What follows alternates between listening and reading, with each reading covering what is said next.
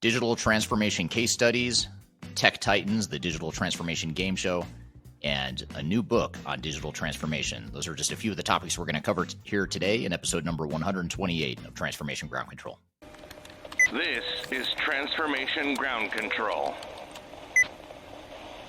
your source for all things business, technology, strategy, and change.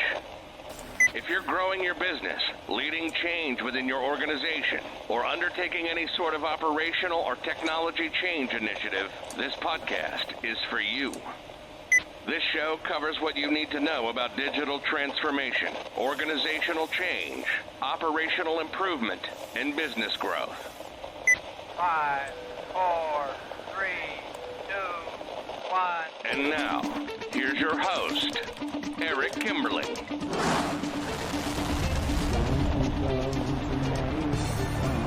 Hello, welcome to Transformation Ground Control, episode number 128. This is the podcast that has everything to do with digital transformation, including the people, process, technology, and strategy aspects of transformation. My name is Eric Kimberling. I'm the CEO of Third Stage Consulting and also your co-host, or your host here today. And with me, as always, is my co-host, Kyler Cheatham. Kyler, welcome back to the show. Thanks for having me. Excited for today's episode. Excited to have you here, too, and excited to have the audience here. We've got a great episode for you today. Before we jump into today's agenda, just a couple of quick logistical things. First of all, this is a weekly podcast series that is released every Wednesday. Secondly, you can find this podcast on audio podcast platforms throughout the world. All the leading audio podcast platforms, you'll find us there. Again, it's called Transformation Ground Control. And you can also find new episodes every Wednesday streaming to LinkedIn, YouTube, Facebook, and Twitter. So if you don't already, be sure to follow myself and or Third Stage Consulting on those social media outlets to get updated every time new episodes are released. So great show for you today. We've got, we're going to start off with some audience questions and we'll answer some of those questions.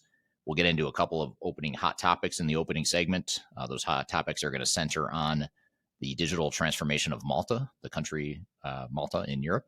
We'll also talk about the business transformation of NASA, sort of a case study there, two different case studies there we'll talk about. And then later in the show, we are going to have a game show sort of a format with some of the consultants from the Third Stage team, and myself and Kyler are going to kind of go through some questions, common questions about digital transformation in a fun and engaging format. We'll take your questions and comments as well. So be sure to stick around for that. We'll have a few different guests on the show here later today. And then last but not least, after we have our game show segment, we're going to play you a clip of an interview that Kyler did with me to help finish out my new book, which is being released here at the end of August. It's a new book called The Final Countdown. And in that book, one of the last remaining pieces that I had to write, and we had to write, was a segment that was a case study, basically. And so we're going to talk a bit about that case study. And we'll play you that clip of the interview for the book and give you kind of a preview of what to expect in that book. So be sure to stick around for that. But before we jump into our guests in those later segments, let's talk about what some of these questions are you have in store for us, Kyler. Absolutely. Well, these are some audience questions that our overall network posts on Eric's YouTube channel, Facebook channel, LinkedIn channel, TikTok channel. And what we do is we go in and aggregate them. So if you do have a question, you can either pop it live in the stream right now and we'll address it in future episodes, or you can put it in one of his social medias or Third Stage comment section with the hashtag Ask Eric, and we will pull it for you each week and ask him live. And he's never seen these, so we put him on the spot. All righty. So this question is specifically about some of the content you do around contracting with different vendors and systems. Okay. Is there a way to set guardrails for agility in a contract? Is there a podcast that discussed that in more detail? And I did, for this user, Eric did comment a podcast that we actually featured Marcus Harris. But I think it's an interesting piece to understand when it comes to contracting and agility and how that relationship is made. Yeah, it's a great point and great question. I know Marcus Harris, when he was on this podcast being interviewed by us, he was talking about the difficulty having a tight contract when you have an agile approach, which agile by definition, by nature, is meant to be nimble, flexible, you adjust, you pivot, and that those two things are in conflict. The need to have a really tight SOW or statement of work, a really tight budget, or a not to exceed number. That is in conflict with the spirit of agility. But yet, most organizations, when they deploy new technologies, and most software vendors, when they provide their methodologies for implementation, to some degree, they're typically including some form of agile in those proposals, in those contracts. So I'd say probably the best way to put the guardrails that you need is, first of all, not to try to boil the ocean in one contract or one statement of work. So in other words, a lot of times organizations want clarity on, let's call it a 3-year implementation. It's going to be a 3-year, 36-month implementation. It's going to cost millions of dollars or millions of euros or whatever currency you're in. And they try to keep that really tight when the unknowns are there. So there's unknowns that we don't know, but yet we're trying to lock in a 3-year contract with a budget or a fixed fee or some sort of time specific milestones, which is all fine and good. I mean, we all want clarity, we want that governance, we want the controls in place. But then when you introduce agile, that conflicts with that. So one thing we typically recommend is, especially if you're going with an agile sort of an approach, you can break up your statements of work into more piecemeal phases. So in other words, you could have a blueprint or planning phase that would be X number of hours, X number of dollars or euros or whatever the budget is, X amount of time. And then once you get to the end of that stage gate, then you might have another phase 1 contract based on what you've learned in that initial contract. So there's ways like that you can use contracts to reinforce the spirit of agile without totally giving up the controls that you want in place. The hard part, though, is if, to get the budgetary approval, a lot of times you have to look further out than just the first phase or the second phase. You have to look at the whole project and get budgetary approval there. And I think the key there is to manage internal expectations, that this is an estimate. Maybe you give a wide range of potential costs and potential time, and you refine that time estimate in the budgetary estimate as you go through different phases of the project. And you have to obviously make sure your internal communication and alignment stays in sync there. So those are some ways that you can sort of navigate or walk that tightrope or that gray area balancing act of trying to be agile, but at the same time have controls and contractual mechanisms to control the project. Absolutely. And it sounds like such a key piece of that is having that independent and technology agnostic review of those statements of works or those contracts to really garner that expertise to ensure that what those guardrails look like from someone that has that specific experience and that professional skepticism that we always recommend when it comes to looking at contracts and really remembering everyone involved has an agenda. So definitely important there. Yeah, and just be sure you're aware of the need to reconcile any discrepancies in your philosophy. So in other words, your procurement and your contracting department might have one philosophy and way of doing things, but the way you run the project might be different and might conflict with that. So you just have to recognize that there are likely to be tensions or conflicts in different priorities, and you've got to reconcile that and make sure you're all on the same page before you get too far into the project. Yeah, that's a great point. Internal agendas as well. This question is, we implemented our ERP during COVID with a huge lack of manpower because of work shortages. It was very stressful, and each staff member had to take on additional work. How do we be sure we're now optimizing after the dust has settled?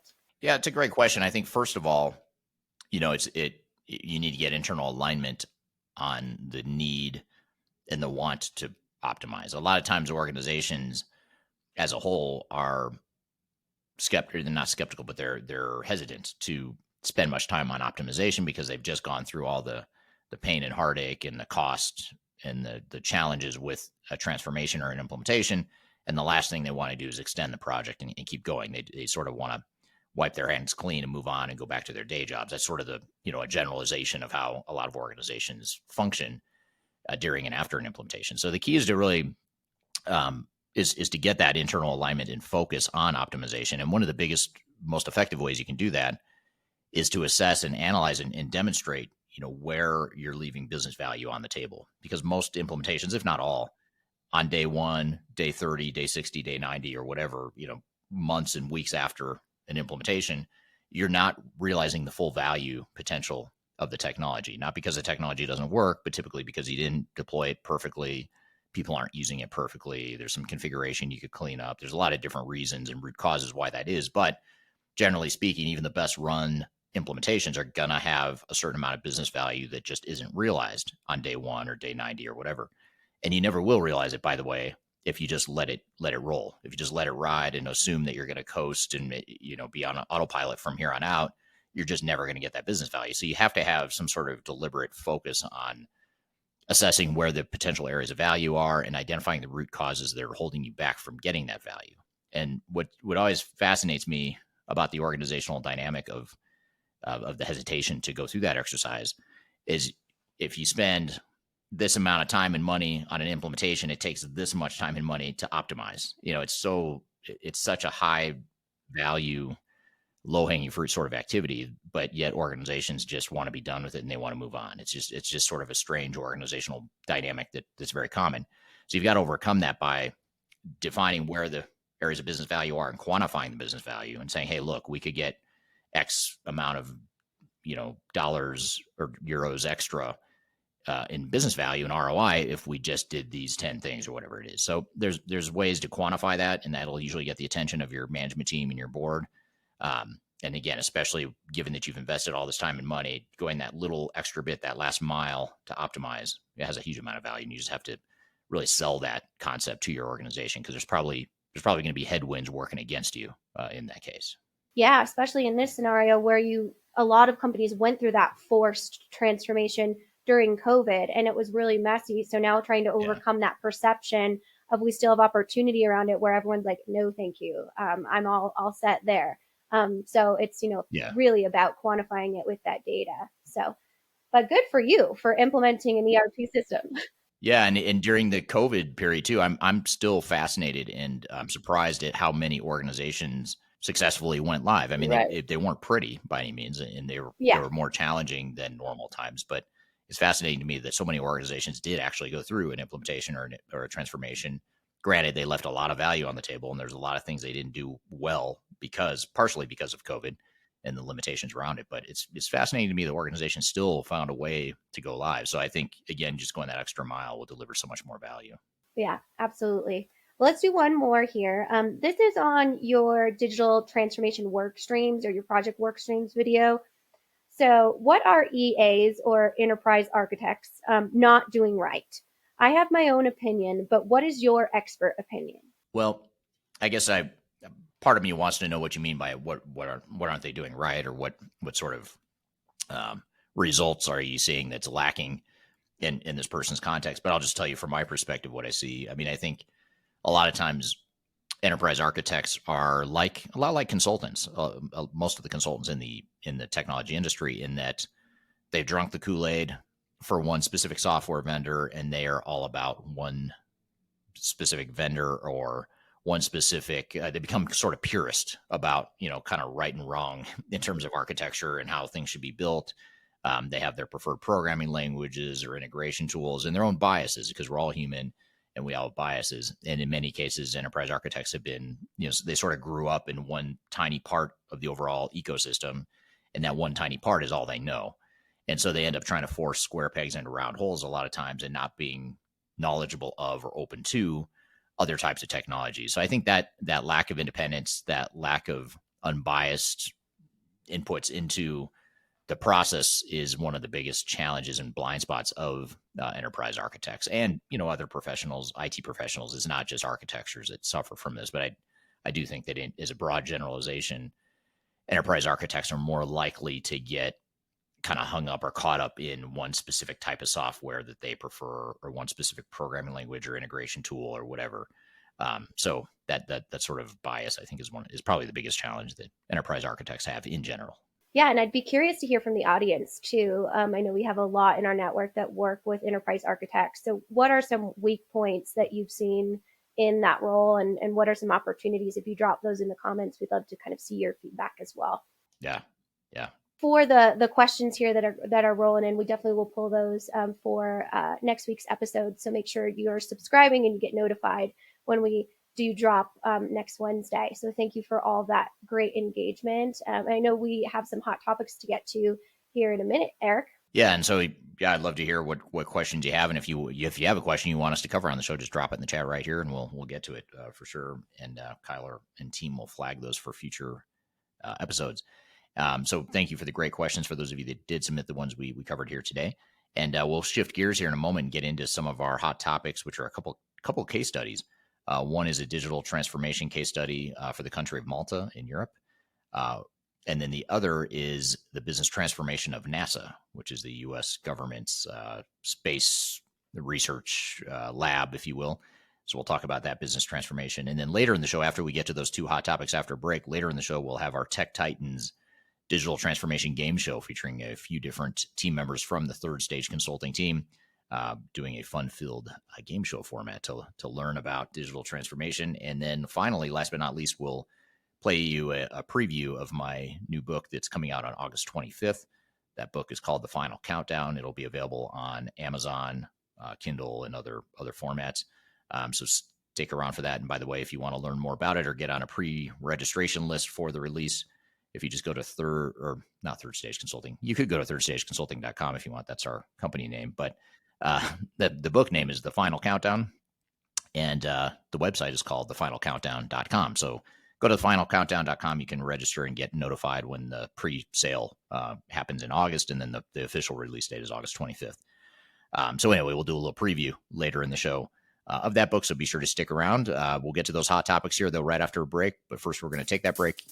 We'll be right back with more Transformation Ground Control.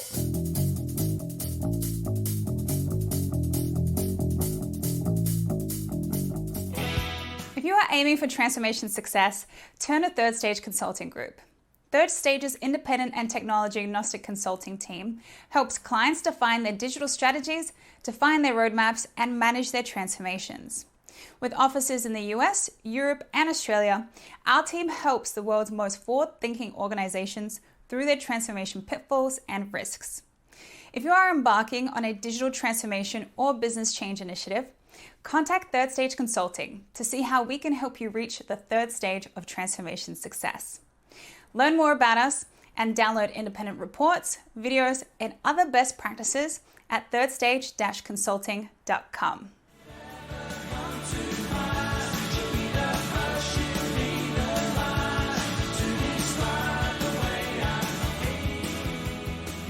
Hello, welcome back to Transformation Ground Control, episode number 128. My name is Eric Kimberling here with Kyler Cheatham. You can find new episodes of this show every Wednesday on LinkedIn, YouTube, Facebook, and Twitter, as well as audio podcast platforms throughout the world. So, Kyler, you've got a couple of really interesting case studies and hot topics for us here today. What have you got in store for us? Yeah, well, I want to talk about Malta. I wasn't aware of the extreme digital transformation they're going through, not only as a country, as a culture, but it's actually funded by the EU. So just kind of set the background here. The EU decided to pull up its stocks and put its money kind of where its mouth is when talking about moving microchip electronic production to domestic European smart factories. So they actually spent 8 billion state aid euros that's been approved to entice chip making in building facilities for the EU and the US to counter China's production, kind of their ownership of that marketplace. So the STM Microelectronics is actually the largest European-based chip maker, and it's in Malta. So they'll receive well over 20 million euros to upgrade its production lines. And really what they're looking to do really is be the pinnacle of smart factories and Industry 4.0 standards. So I know you've talked a lot about that with different guests on the show here. You can even search wherever you're getting this podcast, Industry 4.0, because we do have an episode on that. But Malta's government has really kind of embraced this new upgrade in producing cutting edge technology. And they've been doing manufacturing, research and development, and all of those types of different things. So just some data behind what this really looks like. According to the European Commission, around 8,700 direct jobs are expected to be created, and no less than 56 companies, including small businesses and startups, and 68 projects are expected to benefit from this investment. So the Prime Minister of Malta has really, like I mentioned, engaged in this overall upskilling or reskilling of their overall workforce, kind of closing those skills gaps and looking to tomorrow's economy. And when he was interviewed, he said something that really resonated with me. That's actually the end of this case study slash article that we're looking in. And that's really what I want to focus on with you today and ask you about. So he said, while digital transformation is crucial if Malta and Europe are to remain competitive, it's equally important that no one is left behind. Therefore, the need to retrain our workforce as people's well-being must remain the top priority. So to me, that was kind of interesting because you're talking about all of these new kind of technical manufacturing types of changes. But here, this leader of the overall change in the country is talking about the well-being of the people. So wanted to get kind of your take on that overall transformation. Yeah, well, it's interesting, really interesting to hear them say that's the focus, and I think it's a good reminder of a couple of things. One is the importance of having a clear vision and purpose for your project. A lot of organizations that go through digital transformation or any sort of business transformation, they don't have a clear vision and clear purpose of why they're doing this, especially now with forced upgrades and forced sunsets of legacy products. And there's a lot of superficial reasons why organizations are going through digital transformations, and a lot of times it's just out of necessity. They just have to, and that's okay. But you need to have, that's not enough. It's okay, but it's not enough. Maybe it's not okay. But it's really focusing on what is the bigger picture purpose of why you're going about the project, and how does this project help you achieve that bigger picture. And I think the second thing is, not only should every organization have a greater purpose, whatever that purpose is to you as an organization, but it's also interesting to hear that it phrased in that way, that comment or that quote, because it's a good reminder too that technology, when deployed appropriately, can have a lot of really positive impact to society as well as to individual organizations in terms of career growth opportunities and um, reskilling and just learning, and then also the net impact of the net benefit of those technologies to society in general outside the organization. So a lot of times we as humans get scared of technology and all the uncertainty that comes with it. But at the end of the day, history has shown that technology generally is going to create more opportunities and create arguably more benefit than harm. Absolutely. Well, definitely an interesting overview. If any of you here joining us live have any feedback on or know anything more about kind of this digital transformation, cultural transformation really going on in Malta with the EU funding, definitely pop your feedback in the comments here. But we'll keep an eye on it because it's always interesting to see a new marketplace emerge, right? And all of the infrastructure that has to go behind that when you want to kind of digitize. But great to see leaders really focused on the people. Yeah. So the next hot topic I want to go to, Eric, here is about NASA. And this always fits well. I love when we find kind of space themed content to kind of cover on the show, since that is a big, huge part of our branding. But this article is really interesting because it talks about, it's behind the business of NASA's digital transformation. And it's actually an interview with their head of digital transformation, Jill Marlowe. So she has a really interesting take. I have to say, when I was reading like this content, it was almost like reading your book. So I feel like that connection there and the approach is very similar. So there's two pieces that I really want to dig into with you regarding this article. So she got asked basically, what does the digital transformation look like and how has it evolved? And she mentioned that in 2018, there was a study team that she refers to as the pre-formulation phase. So similar to what we do for our phase zero as well. And if you want to look at what we do for phase zero, you can actually download our phase zero checklist for free. So just a little shameless plug there. But basically what they saw is technology is part of NASA's DNA. There's no part of the brand that really needs to be incredibly digitized.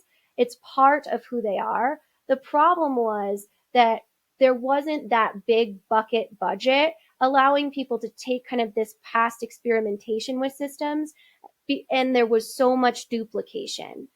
So they took a very technology-centric approach to digital transformation in making sure that the interoperability was really the thesis and objective of their project. So I thought I would ask you, when you do have a very technical savvy or technically mature organization, is a digital transformation, can that be harder or easier? And is this approach of kind of duplication something that you typically see with those high proficient technical organizations?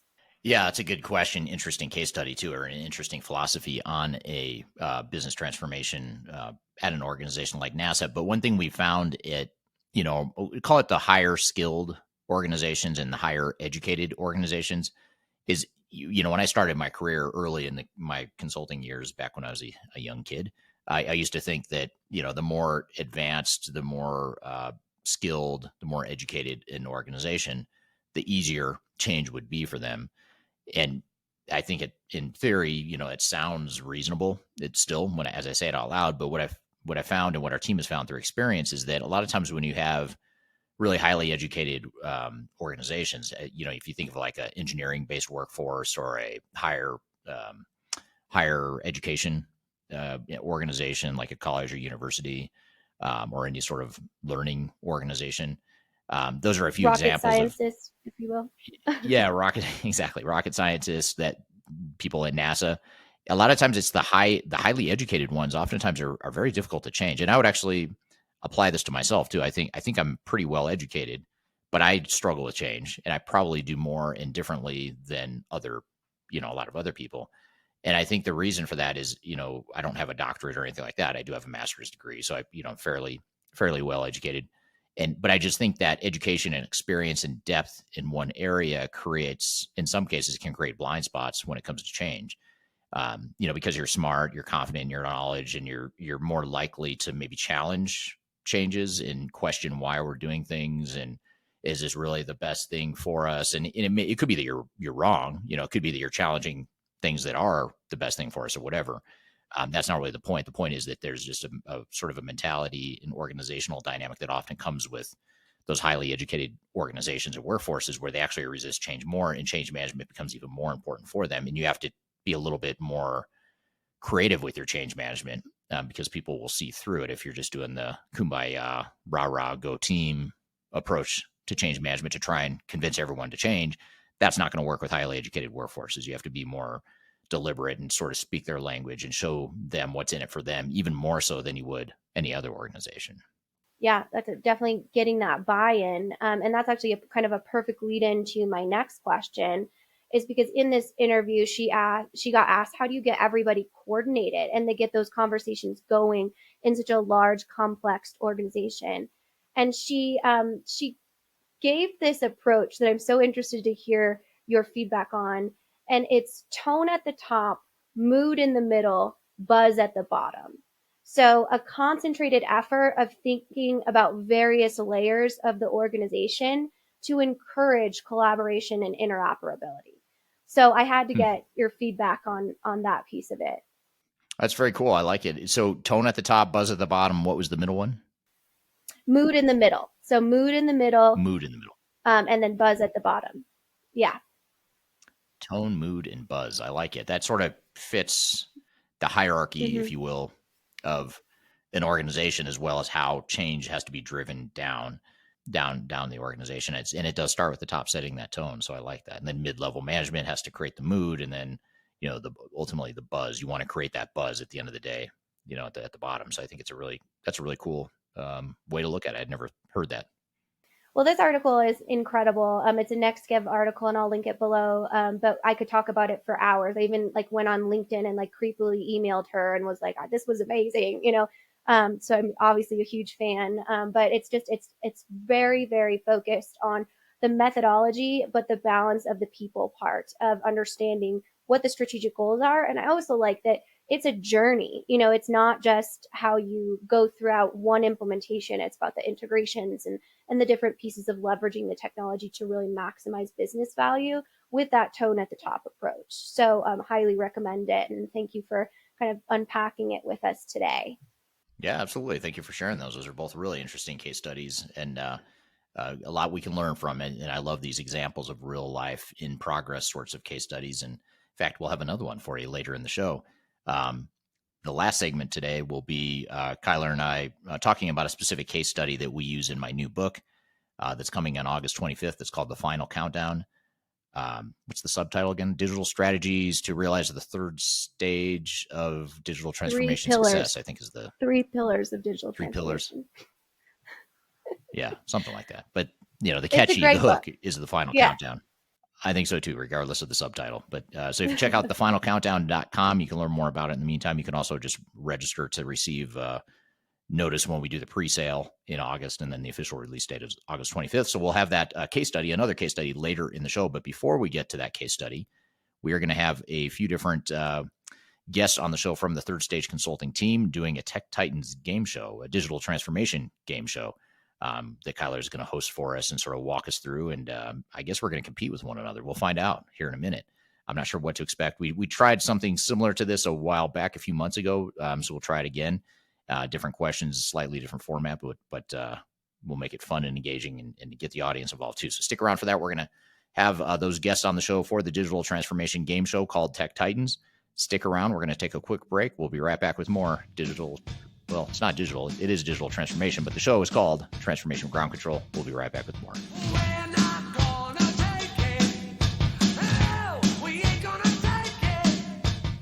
If you are involved in any sort of digital transformation or business change initiative, you will want to download the 2021 Digital Transformation Report.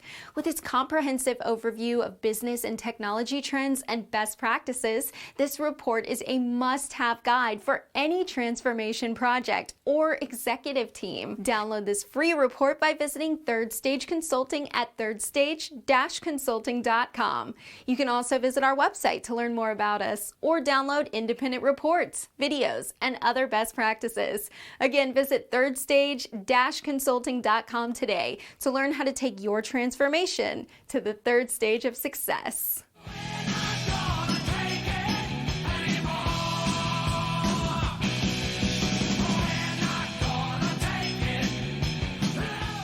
Hello, welcome back to Transformation Ground Control. This is the podcast that has everything to do with digital transformation, including the people, process, technology, and strategy aspects of change. We have new episodes every Wednesday on LinkedIn, Facebook, YouTube, and Twitter, as well as audio podcast platforms throughout the world. So be sure to check us out wherever you listen or watch. And I'm excited for our next segment that Kyler is actually going to walk us through and host. It's a game show, a digital transformation game show called Tech Titans. We're testing it out. We've done a similar format sort of in the past, but this is a newer format. We're going to test it out, see how it goes. We may turn it into a series, depending on how it's received and how it goes here today. So I'm excited for this. We're going to have a couple other guests here from the Third Stage Consulting team, as well as myself competing here. And Kyler's going to lead us through the process. So I'll turn it over to you, Kyler. Thanks, Eric. Well, let's get into it. Greg Benton, our Chief Strategy Officer. Well, you just said it, Kylie. I know. Greg I stole your Benton, Chief Strategy Officer for Third Stage. And I, too, am located here in Denver in the USA. And it's an incredible day today here in Denver. So glad to be with you.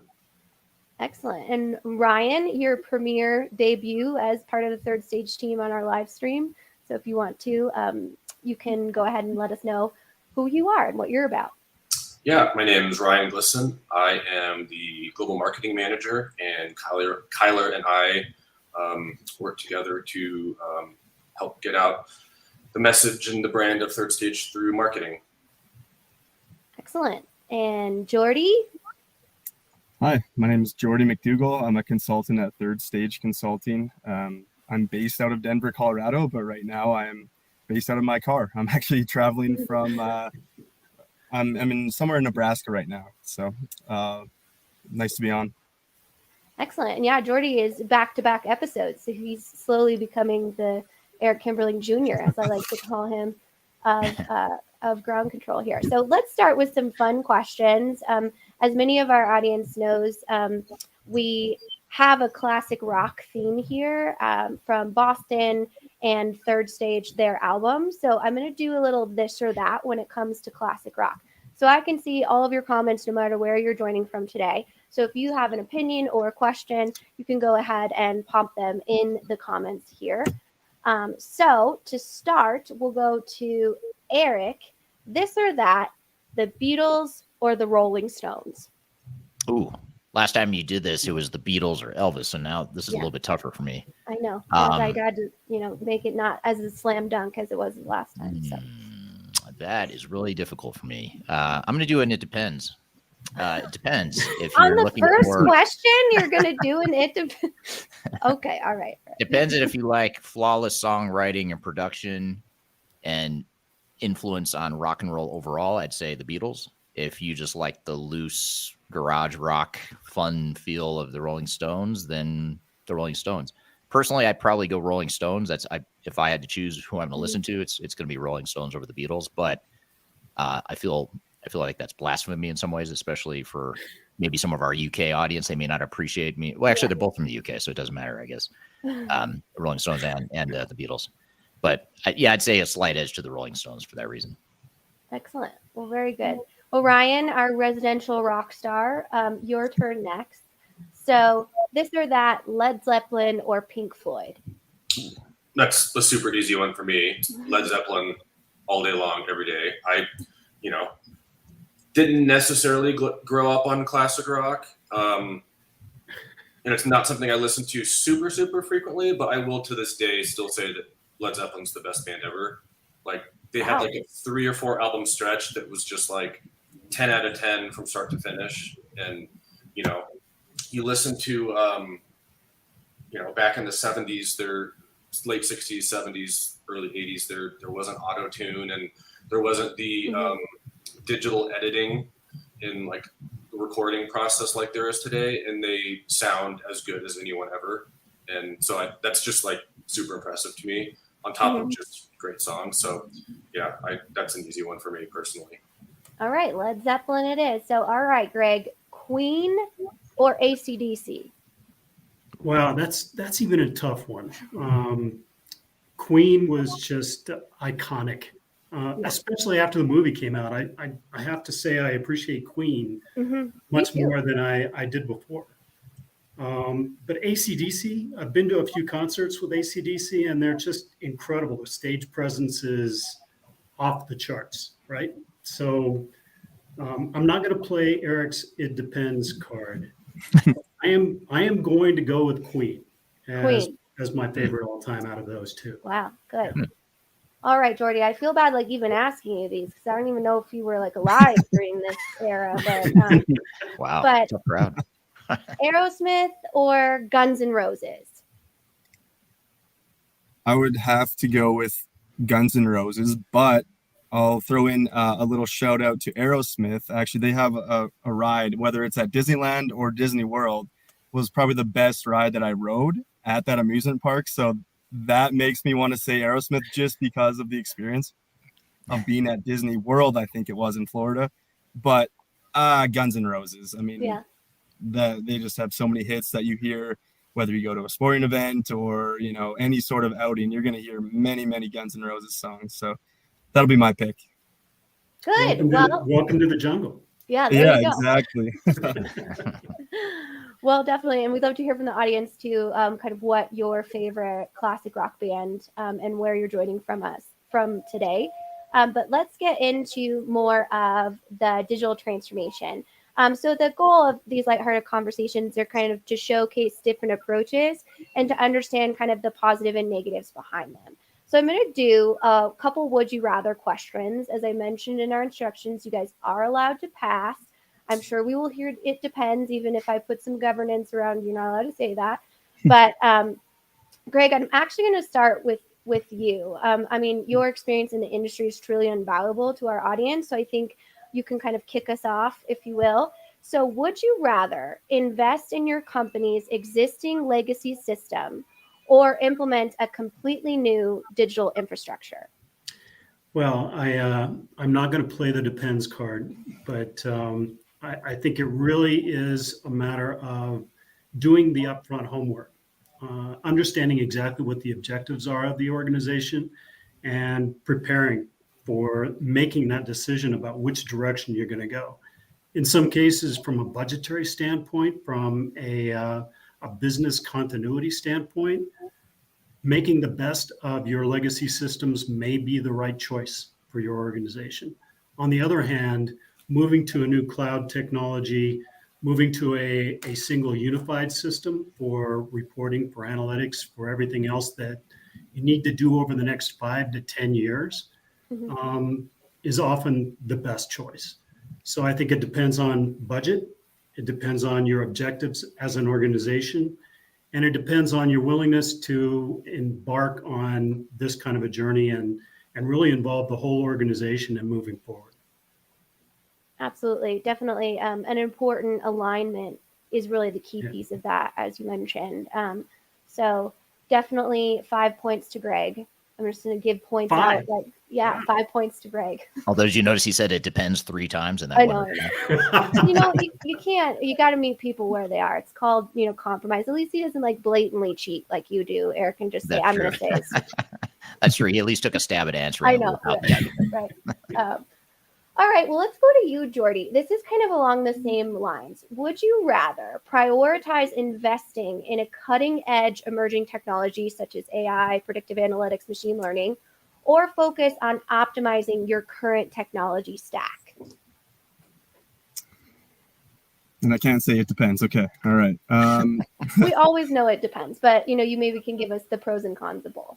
Right. Well, I would say that you would have to really figure out what you want in the future and what you're trying to work towards, whether it is really extreme growth and trying to scale very fast, or if you're kind of just trying to stay where you're at and just maybe continue being in your place in the marketplace. So depends. I would say half and half. If that's an answer, I would say that AI is somewhat or another going to make its way into almost everything out there, but you'll still have to work on your people and really lean on your people as humans and teammates and individuals, while also working with your current technology and trying to leverage that as high as you possibly can. So a little bit of both, and maybe it might take some trial and error and seeing if you go a bunch of AI, maybe you want to roll back a little bit and vice versa. So if that's a fair answer. I'll accept it. I'll accept it. Yeah, no, great answer, because really it does depend on the overall infrastructure and proficiencies of the organization. Emerging technologies can be really sparkly and sound really cool, but if you don't have the operational proficiencies to make sure that you're leveraging their abilities and their capabilities, then it's a bad investment. So it definitely makes sense. We're here with the Third Stage Consulting team playing the digital transformation game show called Tech Titans. We've got a lot more to get into, a lot more competition, so be sure to stick around. We're going to take a quick break. We'll be back with more Transformation Ground Control. When I wake up, well, I know I'm going to be the man who wakes up next to you. When I go out. Hi, this is Eric Kimberling with Third Stage Consulting and your host of Transformation Ground Control.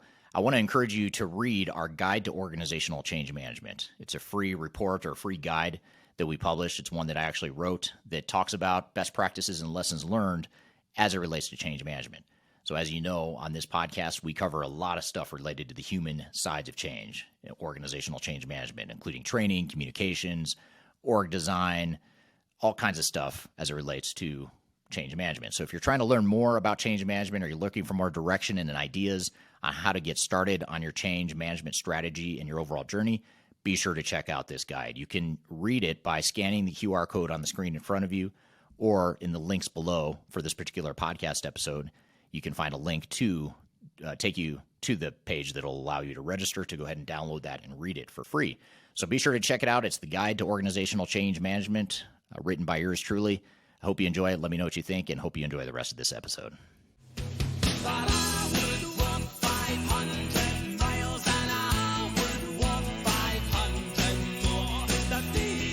Hello, welcome back to Transformation Ground Control, episode number 128. You can find new episodes of this show every Wednesday on YouTube, LinkedIn, Facebook, and Twitter, as well as audio podcast platforms throughout the world. So thank you for joining here today. We are in the middle of our Tech Titans digital transformation game show. So I'll turn it back to you, Kyler. To Ryan, would you rather train your existing employees to develop digital skills or hire new specialized digital experience for your specific system or project? Well, I'm just going to go based off my personal experience of trying to learn everything and then therefore watering things down. So in my experiences, at least with doing marketing things, it's been a quicker avenue to success to bring in people that like are experts at one thing than try to get. I consider myself somewhat of like a generalist with things. So like I'm pretty decent at a lot of things, but I don't know that I'm an expert at any one. And I feel like, being a generalist is great to get you maybe from 0 to 60 to 80%, but to really like fully maximize and scale something, like you do kind of need the efficiencies of someone that's an expert to get you that last maybe 20 to 25%. So I guess to Jordy's point, I'm saying like, it's not really, it depends or 50-50, but it's like, I feel like optimizing what you have can get you pretty far, but it's not going to get you all the way. So I guess dang it, I almost said it depends. Depending on, Way to say it depends in a different order. That's a great, good job. This would make a great drinking game. Yeah.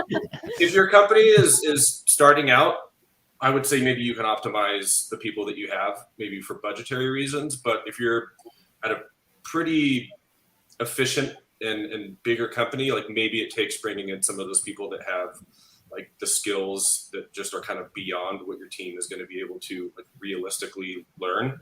If that makes any sense. Yeah, absolutely. I think that it depends. I'm the only one that's allowed to say it depends, just so everyone's clear. Yeah, certainly of, what are the competencies in-house, but also investing in that upskilling, especially when it comes to new technology and that messaging around what that looks like throughout the transformation. So you're not creating pockets of resistance or fear, definitely. So, okay, Eric, you're up.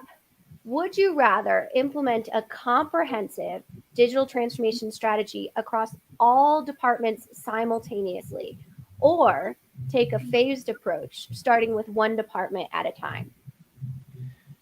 I would say it. I know you want me to, or you don't want me to, but I'm not going to say those two words. I would say that probably a more incremental phased approach. Yeah. Generally speaking, is going to be most organizations just don't have the risk tolerance, or they don't move fast enough to justify a big bang kind of a enterprise-wide deployment all at once. So I think having it more of a phased approach and incrementally, if I had to choose one, even though it doesn't apply to everyone, I'd say that incremental approach is the more commonly palatable one. Gotcha. Definitely.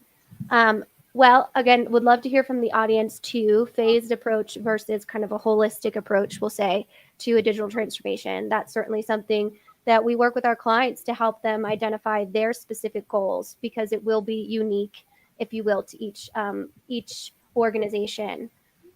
So this one I'm going to do, I don't know, this is a controversial one. I'm going to do Greg, and then maybe Eric will argue with him. That's where I see this going if I were to guess. Good. So would you rather adopt a cloud-based approach for storing and managing your data, or selecting a SaaS system, or focus on an on-premise data center solution? Oh, that one's really easy for me. I would say a cloud-based approach. There are a couple of things going on with cloud right now. Over the last 5 years, and really arguably over the last decade, all of the software vendors have been moving to a cloud-based platform for at least part of, if not all of, their application suites. And so if you're going to be relevant and you're going to be improving performance over the next 5 to 10 years, you're going to want to be on something that's continually upgraded, that's continually optimized through that cloud capability. And on-premise, I believe, is going to go away at some point. The computing power, the storage capabilities that are inherent in the cloud, the cloud-to-cloud connectivity and the interoperability is, I just think, overwhelming in terms of staying on-premise for people. And Eric, I don't know if you might disagree or agree with that. Well, if he forced me to disagree or play devil's advocate, which it sounds like Kyler might be forcing me, then I would say, well, that all sounds great, Greg. You may be right, but what about the areas of competitive advantage. I have a company that has some super unique processes that just can't be handled by a multi-tenant SaaS cloud solution, and I need that flexibility to be able to preserve my secret sauce, and nor do I want that ever to be in the cloud. Or maybe I've got I'm a government contractor and I can't have my data in the cloud. I can't have it hosted in a different country or whatever. So what do you say to situations like that? Does that change your answer, or do you have a way that cloud could maybe address some of those challenges? It slightly alters my answer, because you have to plan from the very beginning how you're going to sequence your move to the cloud. So if you're moving your core ERP system to a cloud-based system, and you've got that special sauce that needs to be on premise, or you've got huge data stores that are in an older on-premise custom developed system, you've got to have that interoperate with the cloud-based system that you're moving to. And eventually you may move everything to the cloud. So I think it is a matter of transition and sequencing the consolidation of older applications into a cloud-based digital enterprise operations package, right? That entire vision. Absolutely. That vision is certainly critical. And turning to our audience, we have some great questions coming in and some great answers. We do have a global audience joining us today, so thank you so much for all of your engagement. So building on kind of that phased versus big bang approach, we have a question from the audience that's specifically for Eric. Eric, don't you think the implementation strategy, big bang or not, depends on the risks the business are facing in its market, new entrants, so on? So talk a little, Eric, if you don't mind, talking a little bit about just the overall considerations when it comes to a holistic versus phased approach. Yeah, first of all, when that question came up, I couldn't help but notice Italo's name. That's a cool name. Italo Flamia. That's a very cool name. So I'm curious to know where you're from, Italo, and what the origin of that name is, because it's a very cool name. Anyway, that was not at all your question, but the question is about implementation strategy. I think it does depend on the risk. I think a lot of times, I mentioned risk tolerance and how if an organization has a low tolerance for risk, they might be more inclined to go with a phased approach or an incremental approach to their transformation. But it could also be that it's a Lowe's point. It could be that you're risk tolerant, but you need to be more, or you don't have a high tolerance for risk, but maybe you should, because the market's changing so fast and the world around you is changing so fast and you're not keeping up as an organization. So that's a great counterpoint to what I had said earlier, which is you might have a low tolerance for risk, but you might need to focus your cultural transformation on accepting more risk and being more aggressive in change and that sort of thing. So that'd be a sort of a good counterpoint, I'd say, to that, to address Italo's point. But it's a great point, and I agree with him.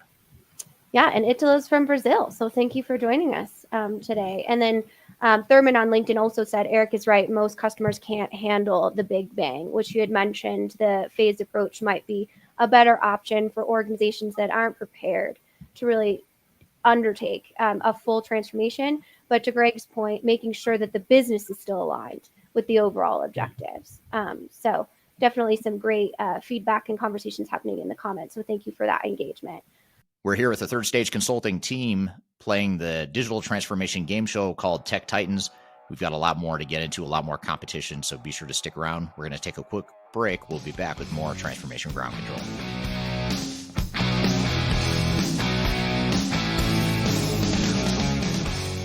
Interested in working for a company that truly values your unique skills and experience? Here at Third Stage, we don't hire based on resumes alone.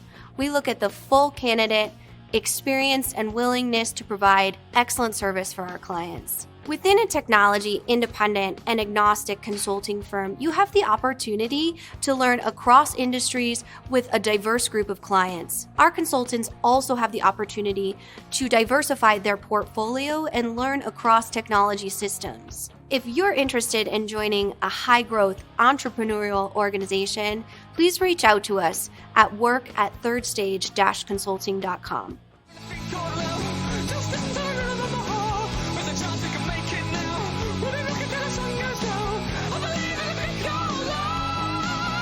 Hello, welcome back to Transformation Ground Control, episode number 128. You can find new episodes of this show every Wednesday on YouTube, LinkedIn, Facebook, and Twitter. as well as audio podcast platforms throughout the world. So thank you for joining here today. We are in the middle of our Tech Titans digital transformation game show. So I'll turn it back to you, Kyler. Kind of back to would you rather question. I'm going to go to Jordy on this one. Would you rather prioritize cybersecurity measures, which are important for those SaaS-based environments, to protect your digital assets, or invest in enhancing data analytic capabilities internally? I guess depending on where you're at right now in your business and what you're looking to go for, it's the same kind of thing. What your goal is for the future. I would say that the cyber security would be a big thing to polish up before you're trying to move forward and start to advance forward. So it's almost like one of those, get your ducks all in a row before you start, moving forward. So I would focus on the security aspect of things and then move forward into enhancing as a whole. Absolutely. And cybersecurity has really gone from kind of a nice to have, like it's probably going to be okay, to a full-fledged work stream. Is that kind of correct? Yeah, definitely. I agree with that wholeheartedly. Excellent. All right, Ryan, you ready? Let's do it. Okay. We are going to go back to our this or that format. So you have two choices, and I will ask you kind of which one you choose and why. So in-house development versus outsourcing. So when it comes to digital transformation, would you prefer to develop new technologies or solutions in-house or outsource to external vendors? I mean, I feel like this kind of falls in line with the question a little bit that I had earlier. You can say it depends if you need to. I can't hold you to it. And you said it. This was the software in-house? So technical skills in-house. So that can be maintenance in-house. That can be outsourcing IT sources. That can be consultants to kind of help with your transformation. A variety of different things.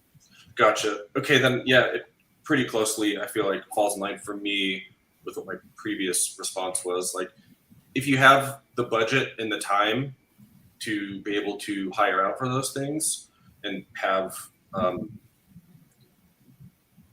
or I should say, if you have the budget and time to develop in-house, then that's great. And if you have the resources to be able to, hire the team members to manage all that, then that's great. But that can be a slow turnaround. It can be costly. It can require a lot of man hours or employee hours to kind of facilitate all those things. So if you're a bigger company and you need some customization and you need things really like honed in for each part of the business or the campaigns or strategies you're trying to do, like that could be great. If you need to be a little bit more nimble and maybe you don't have the resources to do some of those things, then hiring out, at least and again, I'm speaking as someone that's mostly done marketing. So I'm thinking from a marketing perspective here, but hiring out those people that can help with some efficiencies and maybe don't cost as much as hiring a full team to manage something. That's how I see it from how I've seen things work in companies in the marketing. If I might add just a comment to that, I completely agree with you, Ryan. But I think that what we're seeing a lot of right now is kind of a hybrid approach. And you want the people that have been working in the organization, that know your organization from both a business and an IT standpoint, working on the project, right? And you also want the best people who are certified in any given technology to be working on your implementation, for example. So putting those two side by side in a core project team is a way of transferring that knowledge internally, but also making sure that you keep your resident knowledge, your tribal knowledge of the organization intact as you go forward. And then when you're done with the implementation, the ongoing optimization is performed by your internal people. And that really just is a good grounds or foundation for change in the organization as well, getting everybody organized together and moving forward in the same direction. Yeah, and that organizational design piece of it is so important to understand what that hybrid looks like, who should be in what seats, what partners should be involved in that.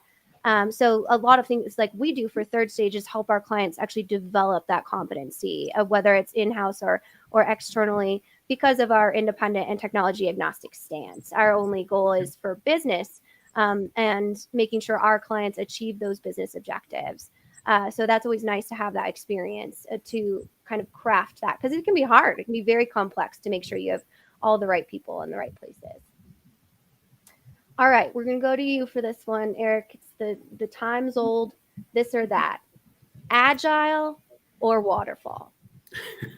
If I had to pick one, I'd go waterfall, especially for larger, complex, multinational organizations that are trying to standardize operations, act like one company, and drive efficiency gains, which a lot of our clients are. I know it's not cool. The cool answer is to say definitely agile. Agile's the thing. That's the way to go. But I've just seen too many dark sides of agile and too much chaos that it creates. However, having said that, there's ways that you can sort of do that hybrid approach where you can have a waterfall stage gate based approach, but within that framework, in that structure, you can have sort of agile-esque sorts of ways of deploying once you get to it. So for example, you could have a waterfall based approach to define all your requirements and sort of your future state business processes and organization up front, and then take more of an agile approach once you get past that initial stage gate to then go deploy technology and test it, react, change, pivot, all that stuff. So I think you could do agile, but doing so in the context of a broader overarching waterfall approach is probably the way I would say you could get the best of both worlds. But if I had to pick one or the other, and it's one extreme or the other, which is not necessarily the real choice that most organizations face. But if I had to choose, I'd say waterfall, because I think there's, even though there is a downside to waterfall, I think the upside potential is greater with waterfall, especially for larger multinationals that are trying to standardize and drive efficiency gains and all that good stuff. Interesting. I'm definitely interested to hear from the audience. This usually sparks a lot of conversation on the different approaches because you have some purists in both camps as well. But it sounds like sometimes waterfall is more the structure and agile can be more of a mindset. You know, being the ability to be flexible and pivot is something that's definitely critical when it comes to a digital transformation project. Yeah, and you have to be careful too that you're not using agile as an excuse not to have structure in your project, because a lot of times I think that's what teams do. They say, well, let's not worry about planning, let's not worry about a ton of business requirements up front, let's just go start building stuff and deploying stuff. And the vendors sort of pile onto that mindset too, because they want you to just get going, they want you to start deploying stuff right away. So they're going to, I think that's why the vendors lean so heavily into agile, is because it supports their agenda, which is to sell more software, get it deployed as quickly as possible. But as an organization, sometimes you need to pump the brakes and say, well, yeah, I want to deploy quickly and aggressively, but I also want to be deliberate about what I'm doing. I want to be structured. I want to be methodical. I want to get value out of this. I don't want to just go throw technology at the problem and assume that agile approach is going to fix it. So yeah, I'd say, the more structured the more you're trying to be structured, the more controls you're trying to put in place, the more standardization and efficiency gains you're trying to do, the more you would probably lean towards waterfall. If you're a tech startup, you're really nimble, you have a high tolerance for risk, and you just move fast as an organization, then maybe leaning more towards agile does make sense in those cases. But what we find with most organizations out there, they're not tech companies, they're not startups, they're not necessarily in that position.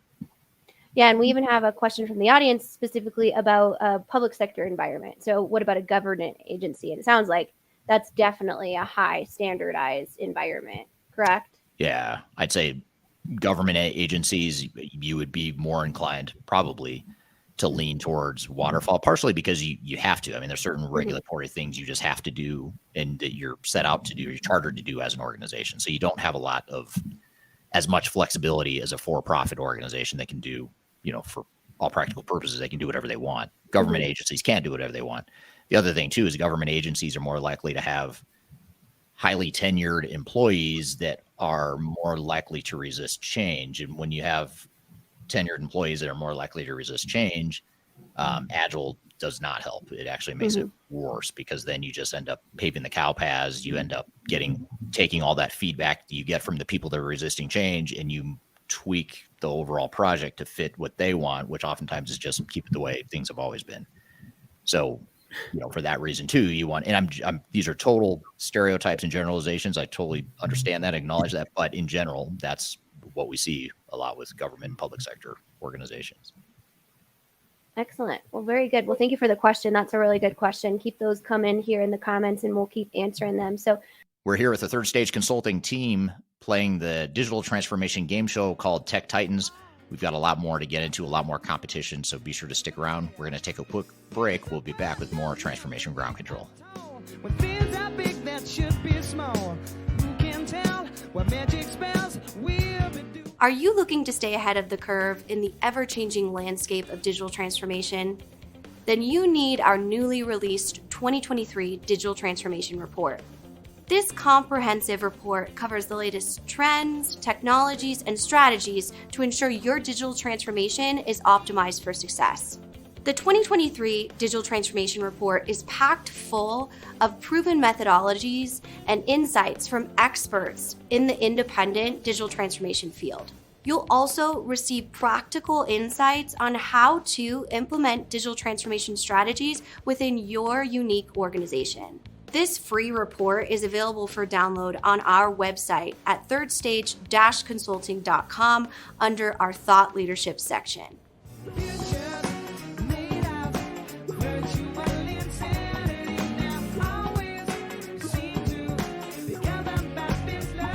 Hello, welcome back to Transformation Ground Control, episode number 128. You can find new episodes of this show every Wednesday on YouTube, LinkedIn, Facebook, and Twitter, as well as audio podcast platforms throughout the world. So thank you for joining here today.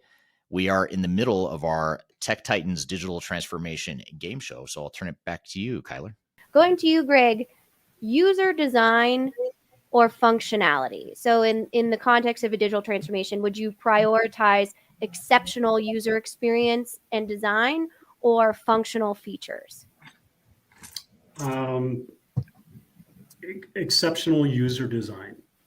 I would say that, that's getting to the business process part of it, really controlling what you're implementing and rolling out rather than just adhering to whatever the technology will bring.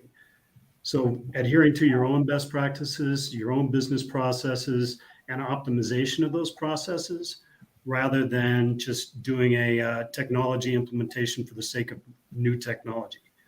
So as Eric was alluding to the cow path statement, I think that if you don't look at the business process piece of it first, the functionality, the use of the system that you currently have and the use of the system that you have as your objectives, you really get to a point where you're just paving over old cow paths, or you're implementing very expensive new technology to do something that you really should be able to, as an organization, figure out how to optimize the way that you do business globally.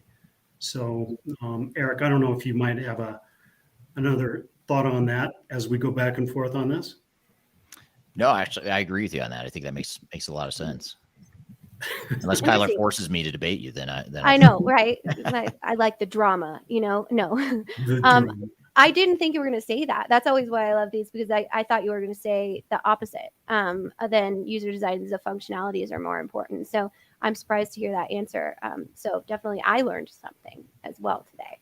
I think in general, software vendors have underinvested in user interface. They've focused so much on building these behind the scenes, under the covers sorts of functionalities and capabilities, which is great, but it doesn't do you any good if the user can't figure out how to get there. So I think it'll be interesting to see how AI might change that, especially the generative and responsive AI tools that are out there. If you could not have to navigate through a bunch of menus and just ask a question to the system, and that's how you get information, or that's how you get the insight you're looking for. That's, the ultimate sort of utopia of user experience. But in general, I think a lot of software vendors have really underinvested, and the ones that have invested heavily in user interface, I think they have a leg up because, Mm-hmm.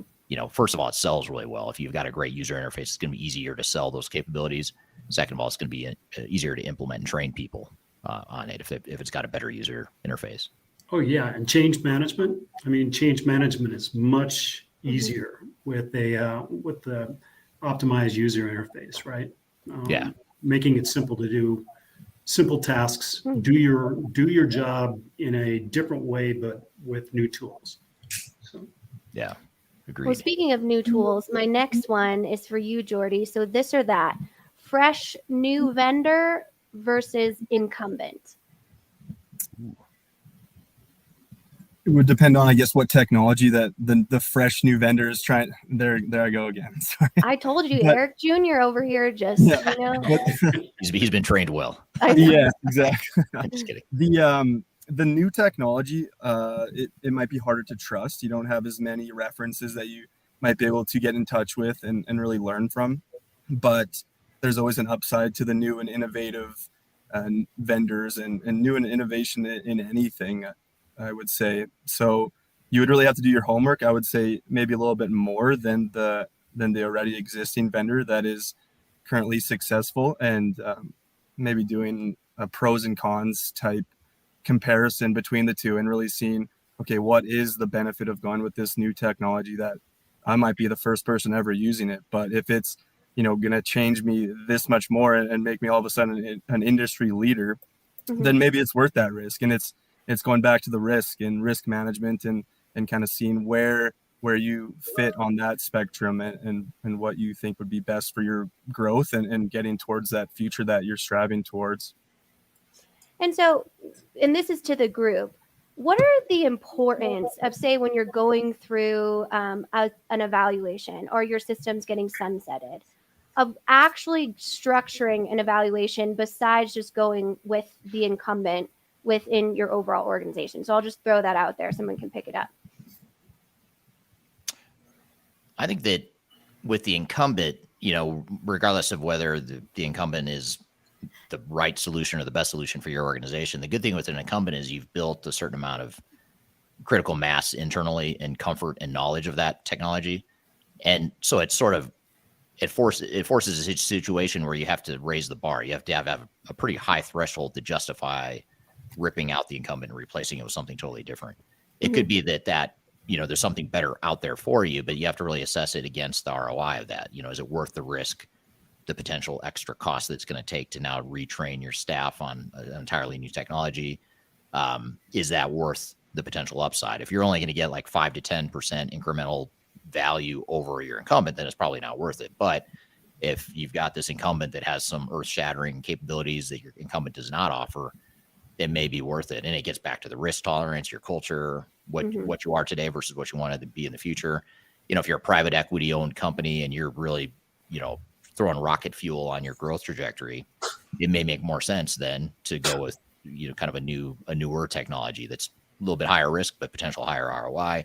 If you're a third generation family owned business that's growing 5 to 10% a year, that may be too much risk, and you may be better off just getting more value out of the incumbent and, it's really, really fine tuning what you've got. Sort of back to the question you had for Jordy before about do you replace I forgot what the question was, but choosing new system versus investing in the existing system. Yep. I think that really kind of points out why the independence and really taking a look at what are your options as a business really comes into importance, right? From a budgetary standpoint, many times staying with the incumbent avoids having to pay for both maintenance on the old software and subscription to the new software system that you're implementing. There are big financial considerations in moving to a whole new technology platform, right? But there may be huge gains available to you, just as Eric was pointing out. So you really don't want to move with a single software vendor, even though they're an incumbent, without checking out everything that's available to you. So understanding what the risks and the ROI are for your business as you go forward. Vitally important. Yeah, absolutely. And that's a great segue into your question, Greg. You ready for it? Yeah, sure.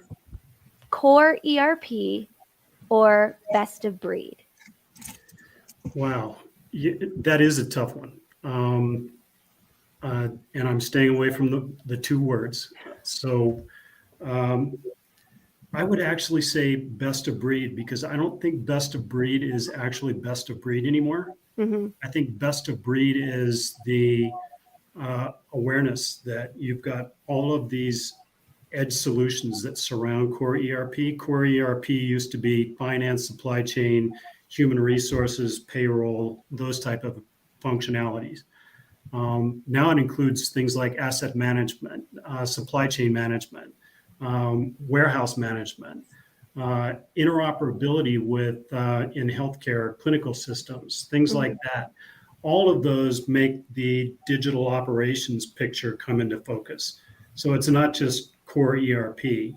It's okay, you can call it best of breed, but it's really just best of all solutions for your organization.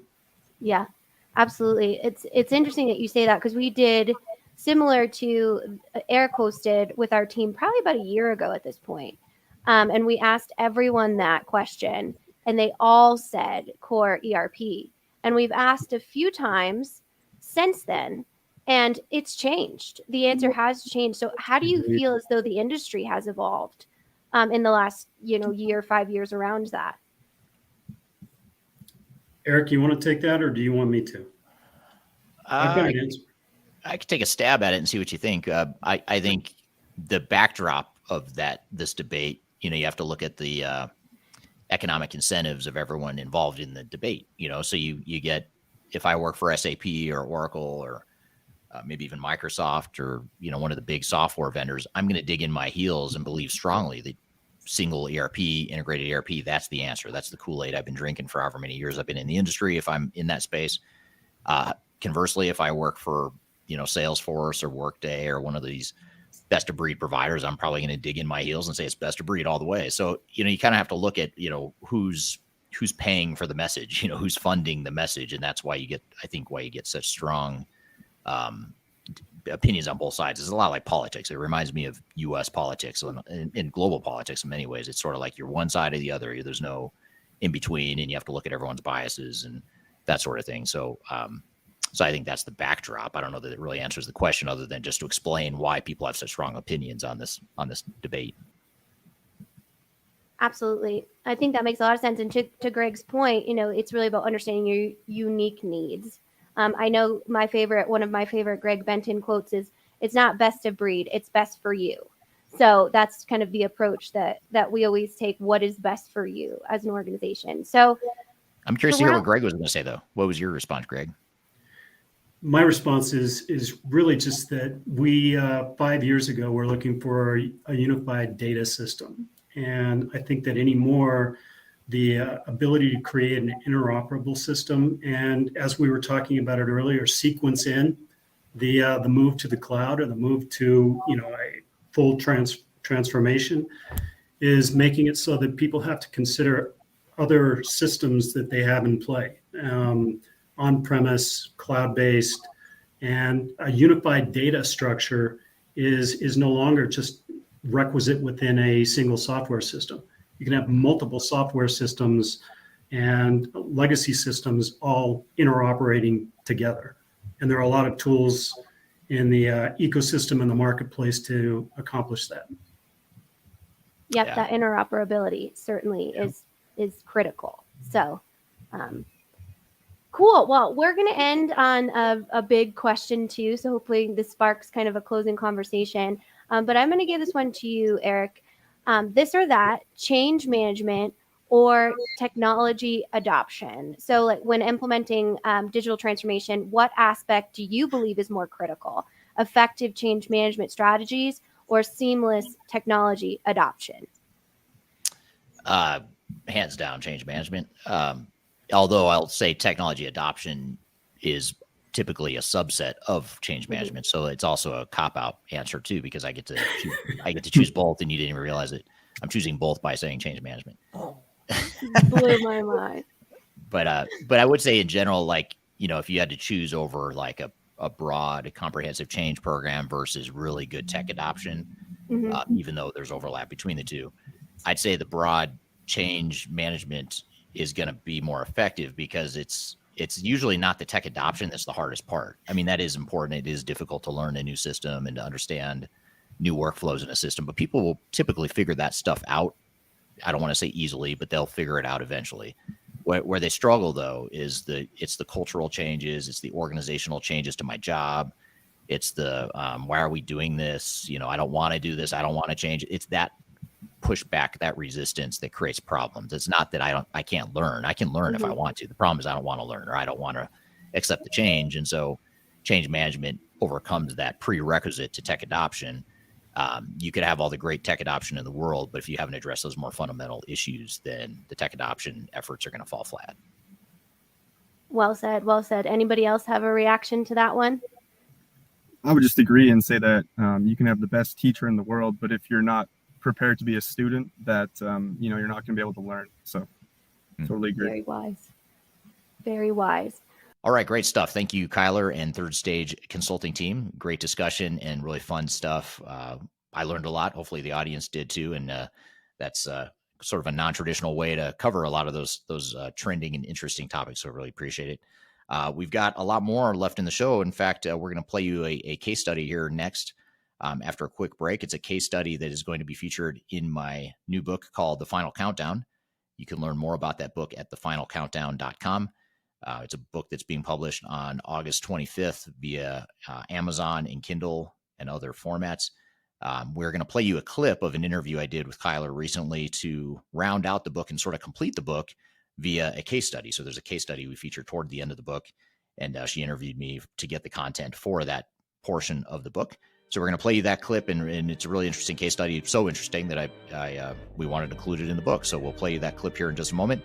But first, we'll take a quick break. You're listening to Transformation Ground Control. We'll be right back. Just tell me what you've got to say. Tell me, I've been waiting for so long to hear. If you are aiming for transformation success, turn to Third Stage Consulting Group. Third Stage's independent and technology-agnostic consulting team helps clients define their digital strategies, define their roadmaps, and manage their transformations. With offices in the US, Europe, and Australia, our team helps the world's most forward-thinking organizations through their transformation pitfalls and risks.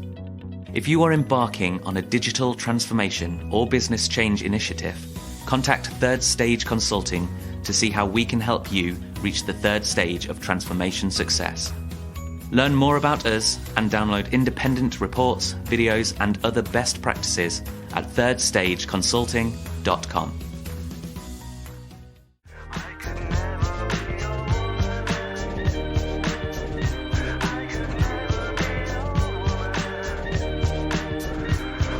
Welcome back to Transformation Ground Control, episode number 128. My name is Eric Kimberly, here with Kyler Cheatham. You can find new episodes of this show every Wednesday, so be sure to subscribe wherever you listen or watch. I'm excited to play you this next clip. This is an interview that you did with me recently, Kyler, to help me finish the book, The Final Countdown, which is released on August 25th. And the last missing piece we had to do to finish the book was include a case study. And so the question you asked me was, think of the best example of the most successful transformation you've been involved with, and let's unpack it. And that was sort of the mission statement you laid out for us. And that's what we did. And then we recorded it, and then we translated it and wrote this into the book based on that conversation.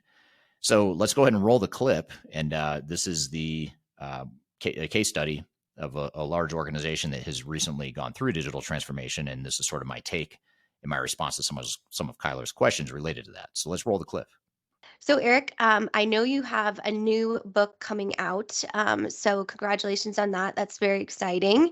Thank you. And as a part of the book, we talk about some real kind of client work examples of a successful digital transformation. So the book format, and it's really good because I've read it, is 3 pillars, which you talk a lot about in digital transformation. So the people, the process, and the technology.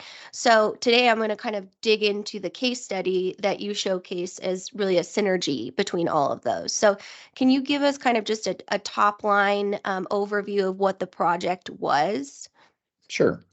So probably the best example of how an organization has effectively conveyed or followed the people, process, and technology work streams and the strategy work streams that we talk about in the book.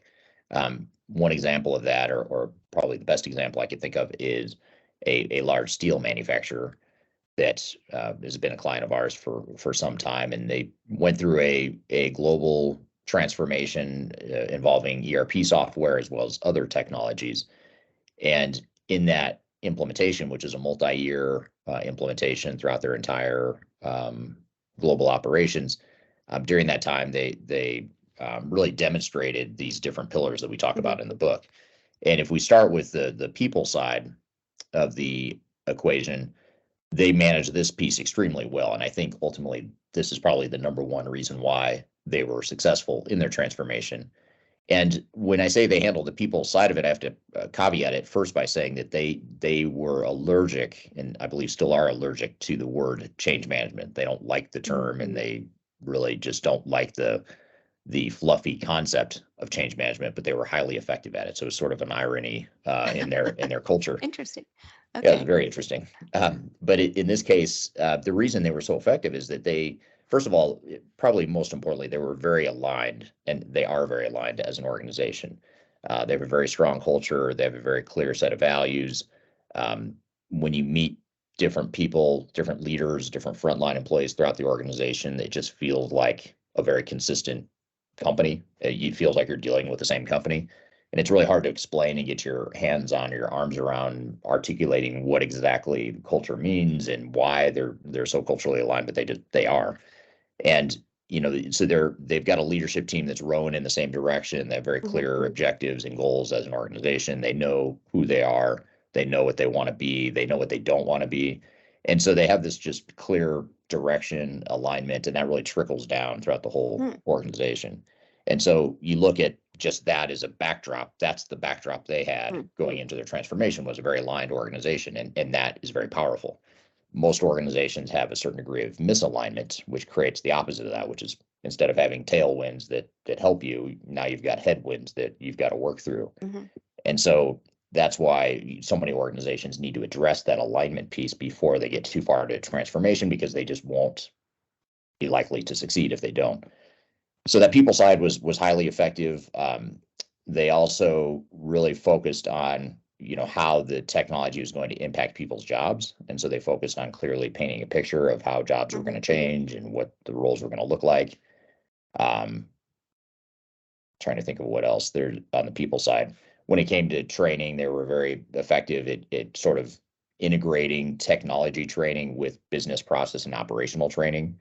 And they took a very active role in leading a lot of that training themselves. So they were able to incorporate more of the operational nuances and the language and the nomenclature that they use as an organization. They were able to incorporate that into the training to where people could make more sense of it than if you just had a software vendor do it, or if you focused more on just the technology training. So those are just a few examples of how they address the people side. On the process side, too, similarly, they were very much aligned in terms of what their business processes are and what they wanted their processes to look like in the future.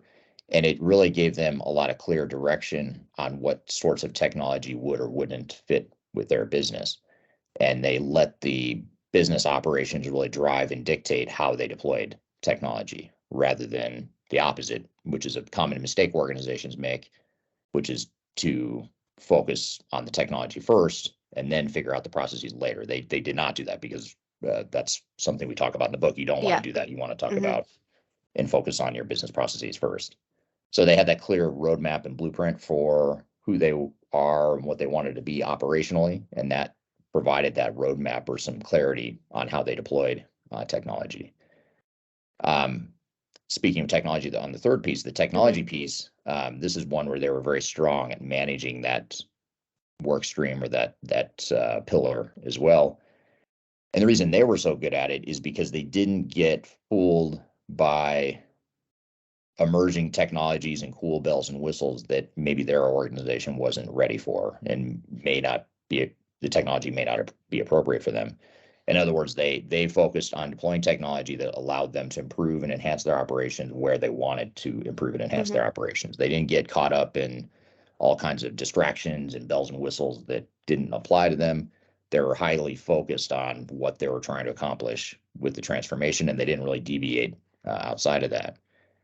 Just to give you an example, too, of how strong that oversight or that management of the technology workstream was, is in the midst of this multi-year journey that they went through, their software vendor migrated or had sort of transitioned their flagship product to the cloud, Mm-hmm. but the client was implementing an on-premise, a legacy on-prem version of the technology. The software vendor tried very hard to get them to switch midstream to the cloud solution because that's what they were pushing, Mm-hmm. that's what they're promoting. And we helped the client go through a detailed evaluation of that cloud solution and ultimately determined that it just wasn't a fit and there were too many gaps in the maturity of that product at that time. So they opted, despite the pressure from the software vendor and the insistence from the software vendor, they opted to stay with the older version of the software. Now you may wonder, why does deploying old software equal success? But in this case, it did, because that product was a better fit. It was more mature, and it satisfied their needs better than the cloud version. The other thing they did very well, which is sort of related to technology, but it's also sort of related back to the people side of things, is they were highly effective at managing their system integrator. In other words, they were not managed by their system integrator, they managed the system integrator. And that sounds like basic common sense, but so many organizations, most organizations don't do that well. They defer too much to the SI because they don't know what they don't know. And they just assume that the expert's going to come in and take care of things for them. And that's typically a recipe for disaster, because now you've outsourced something that you should really be owning internally, which is, what do you want to be when you grow up? How are you going to deploy technology? All that good stuff. You still need those outside experts, but you can manage them well if you do it right. And that's something they did do very well here. So much so that they had deliberately decided that they were going to slow down the pace of their project because they felt like the changes were coming too fast and they weren't adopting the changes as well as they could. So they slowed down the project and deliberately extended the timeline. And in the process of that, they actually scaled back the staffing of their technical implementer. And that's, to me, a very bold move. It's something that more organizations should do, but too many organizations are intimidated or afraid to do that largely because their technical partner, their technical implementation partners will push hard to make sure that doesn't happen, because it hurts their revenue on the implementer side.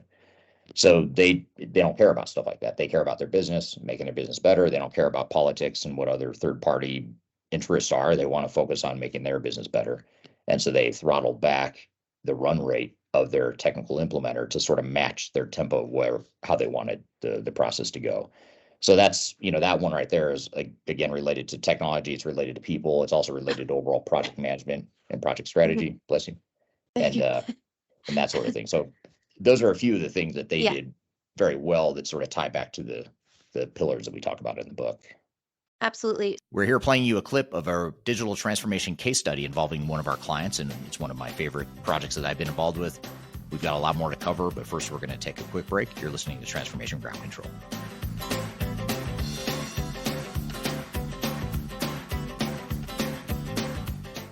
If you are aiming for transformation success, turn to Third Stage Consulting Group. Third Stage's independent and technology agnostic consulting team helps clients define their digital strategies, define their roadmaps, and manage their transformations. With offices in the US, Europe, and Australia, our team helps the world's most forward-thinking organizations through their transformation pitfalls and risks. If you are embarking on a digital transformation or business change initiative, contact Third Stage Consulting to see how we can help you reach the third stage of transformation success. Learn more about us and download independent reports, videos, and other best practices at thirdstage-consulting.com.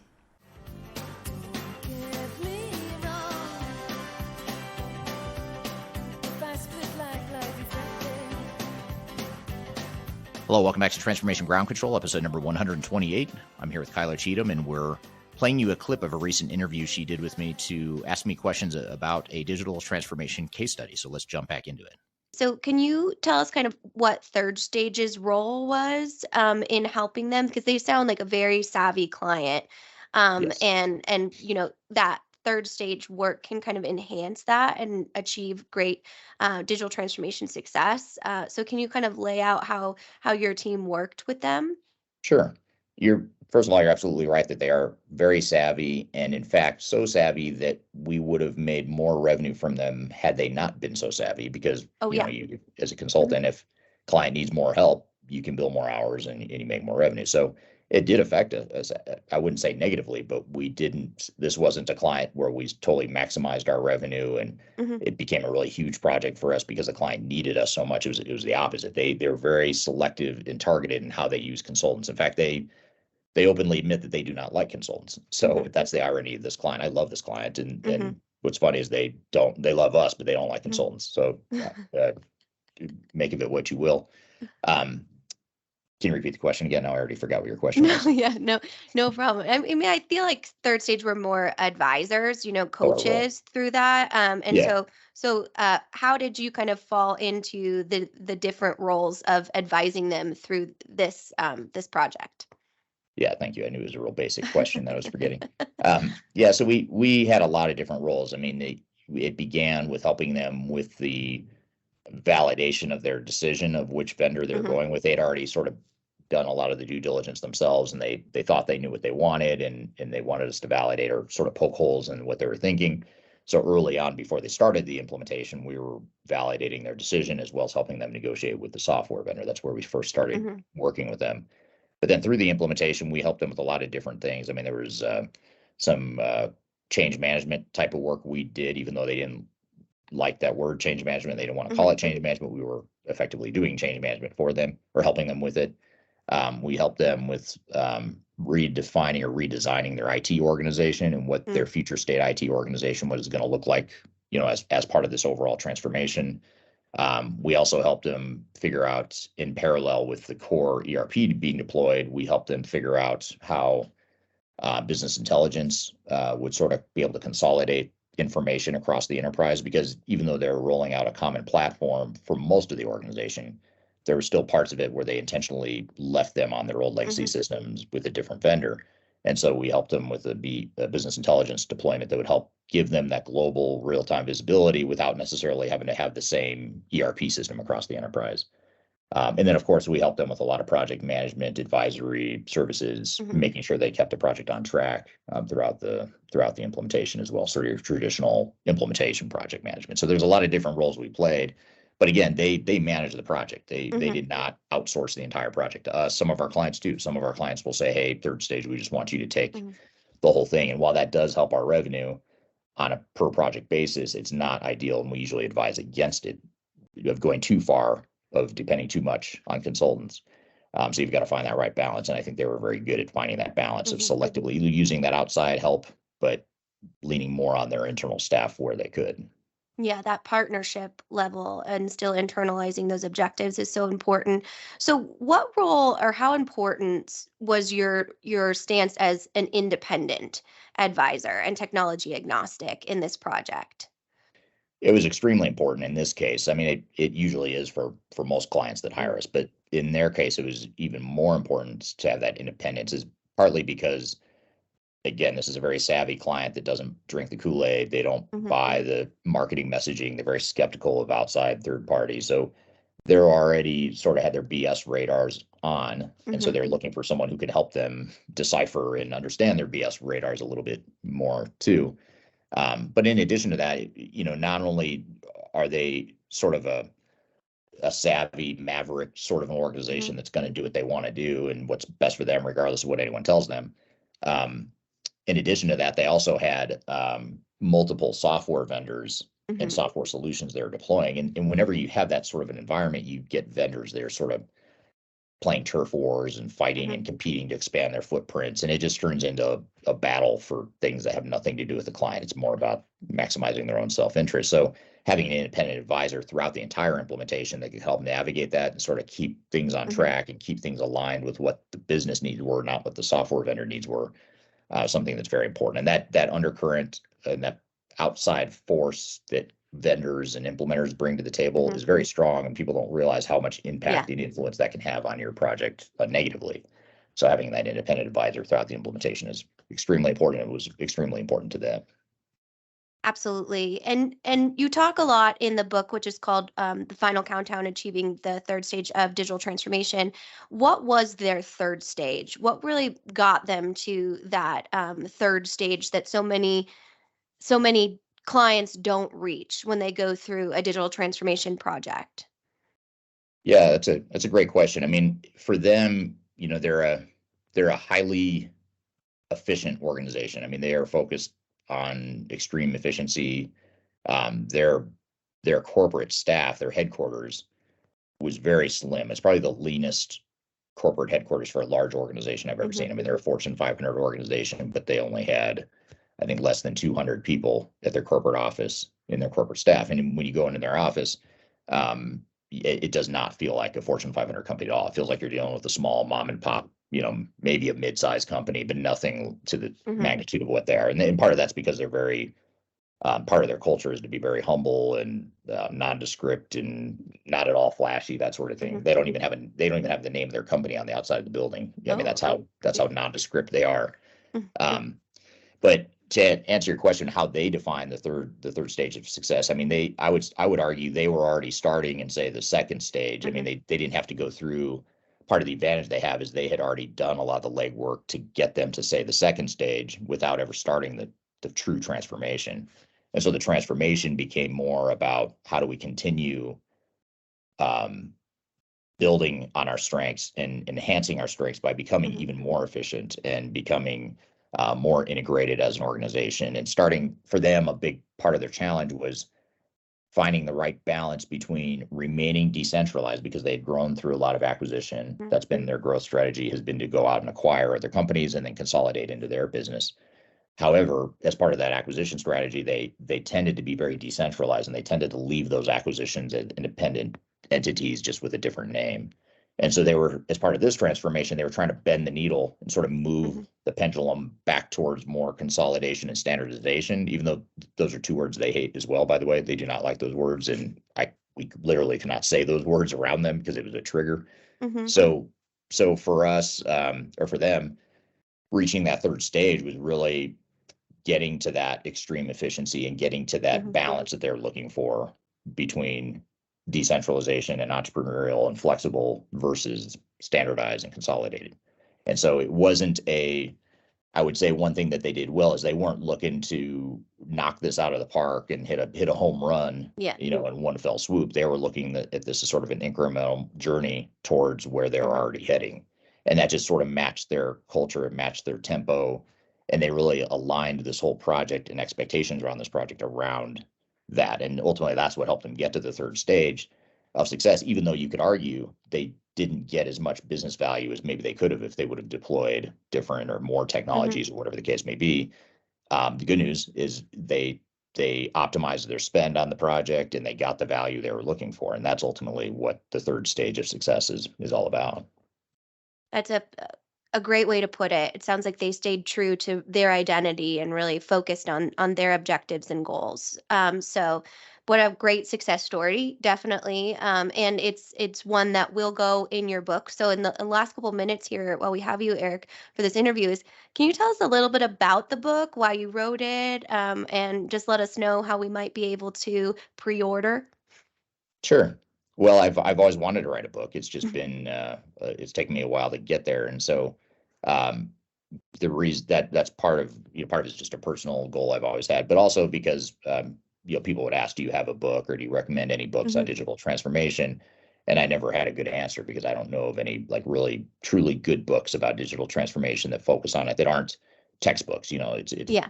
something that can be written in more layman's terms, and that's really what I wanted to create with this. And ultimately, I think that's what we did, was created a easy Hmm. to read book that has a lot of depth and substance, but it's not academic and overly, it's not up in the clouds and ivory towers. It's based on frontline experience. And that's really what I wanted to do, is share that, Hmm. those decades of experience that both our team and I have. Absolutely. I mean, it's a great book. And I think the importance of it is truly independent. You do reference software selection and say some of your top systems that you've worked with, like you do in a lot of your thought leadership, but there was no financial relationships between anyone else except, you in Third Stage and writing the book. So it's definitely a great book. Highly recommend it. You can visit finalcountdown.com. And you can also fill out the form here that's linked below to get information on pre-ordering it. It will launch in August of 2023. So definitely very excited. I know a lot of you in Eric's audience actually voted on the cover art, and we chose the one that you guys liked. So you've been a part of it as well. So congratulations again, Eric, and thank you for sharing this great case study with us. All right, good stuff. Well, thank you, Kyler, for that interview and that clip. And again, if you're interested in my new book coming out August 25th across the world, be sure to check out thefinalcountdown.com. That is the name of the book and the name of the website as well. So be sure to check that out. You can get on a pre-registration list. If you go to thefinalcountdown.com, you'll get notified when we do the pre-sale in August, and then the official launch date to the public is on August 25th. So be sure to check it out, and hope you enjoy the book once it's out. So thank you for being here for another great episode of Transformation Ground Control. I appreciate everyone's involvement and engagement. Thank you, Kyler, for all the great content that you provided here today. And we'll look forward to seeing you all next week on episode number 129 of Transformation Ground Control. In the meantime, have a great week, and we'll see you next time on this podcast. Take care.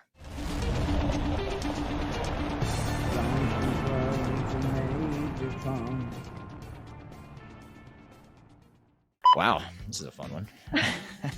I am just all over the place. That's good. Hello, welcome back to... Man, I cannot talk to... Try it again.